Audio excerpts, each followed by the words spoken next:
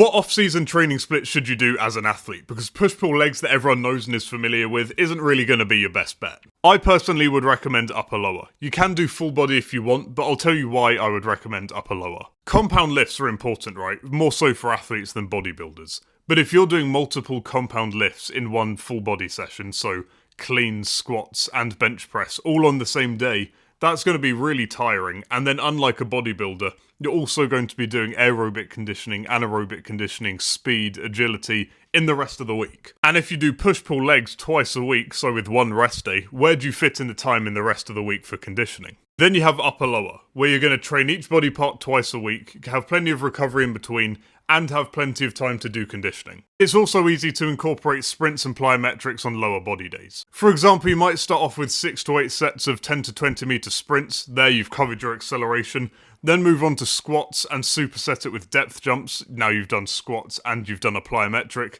then move on to RDLs, do that on its own, then move on to lunges and superset it with calf raises or pogo jumps. Then in one lower body day, you've done acceleration, you've done 2 compound lifts focusing on the quads, hamstrings and glutes, you've done plyometrics, and you've done accessory exercises for the volume. Then on an upper body day, you could do a jerk if your sport involves upper body explosiveness.